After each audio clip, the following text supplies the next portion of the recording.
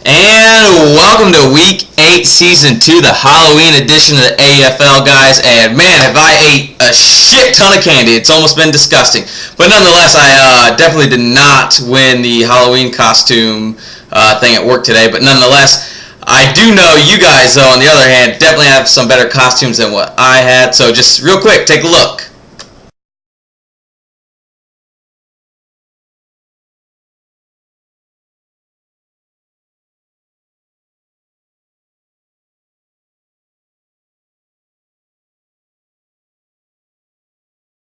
So obviously I'm definitely not the best Halloween person to dress up as some of you guys look pretty fucking awful. But nonetheless, we had some scary scores this week. You see what I did there.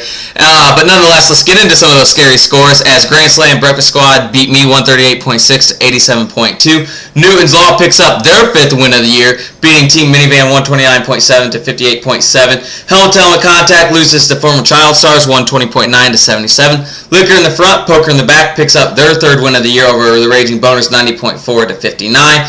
Find a Black and Decker picks up his sixth win of the year over Paul Baker's Dream Team 145.4 to 102.7. And Old Smuggler gets the scary, god-awful win over Inglorious Bastards 199 to 84.6. Going into my game with Dustin a little bit, my team just fucking sucks. Ray Rice was on the bench.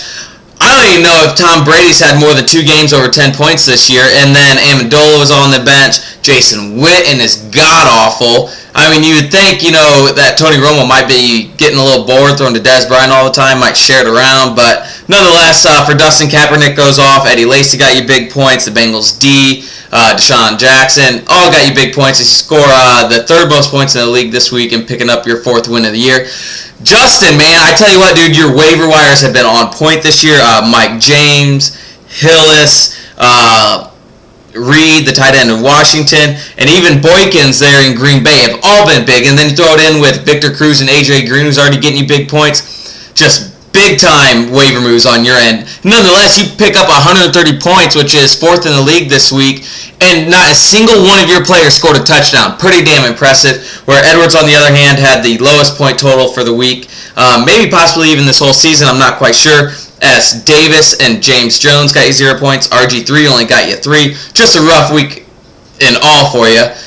Going into Will and Barr's game, Will had a rough week, with Jackson not getting very many points. Matt Ryan didn't get very many points. Atlanta just in general this year is down. Not winning very many games, not putting up the points, because I know Fichter has their tight end Gonzalez, and he's not really doing much. But nonetheless, you do, though, Stacy's, the running back in St. Louis, is getting you some points. But nonetheless, Barr picks up the win there, thanks to Dez Bryant, Tony Romo, Jordan Cameron. One point of concern that I've been noticing over the last few weeks is, what are you going to do about your flex spot? And I was checking your bench players. Something to just think about. I know Tanner's always in the mood for a trade, so you might want to hit him up. Fichter and Boner, on the other hand. Fichter, Adrian Peterson put up big points. Jones Drew for the first time. My God, about time he gets you some points like everyone's been expecting. And then you throw in the fact that Nick's even got you points. But, Thomas, your tight end there with Denver, didn't get you very many, which kind of seems a little off. But nonetheless, you still pick up a win over Boner, who forgot to basically even check in for the week and didn't set his roster. So we'll move on. Getting into Trevor's game with Brandon, he picks up the big win there. I mean, just everybody in double-digit points except Eric Decker, which seems kind of odd because he's always, getting you 10 or more. But nonetheless, I mean, when the rest of your team's and consistently in double digits, you're going to get the win. Brandon actually had a good week this week. Would have beat, 1, 2, 3, 4, 5, 6 other teams had he had the right matchup. But, facing Trevor, you're not going to do much there. But nonetheless, you still had a pretty good week out of everyone. Sproles had a little bit of a down week, so did Gronk. But nonetheless, you still would have beat 6 other teams, even with 2 of those many players scoring below double digits. Then Tanner, my God, 199 fucking points. Get this. So his victory margin over Ben was big enough to beat 7 other teams within the league. his margin of victory was big enough to beat 7 other teams. Calvin Johnson and his kicker alone scored enough points to beat 2 of the teams this week. So, I mean, Ben, just bad luck there. I mean, didn't have a chance in hell when he's going to put up 199 points. I mean, just sickening. Just absolutely sick. But, one good thing with you, Ben, is Harry Douglas seems to be picking up a lot of points still there in Atlanta. But when you face Tanner or Trevor at this point, you're not really going to do much.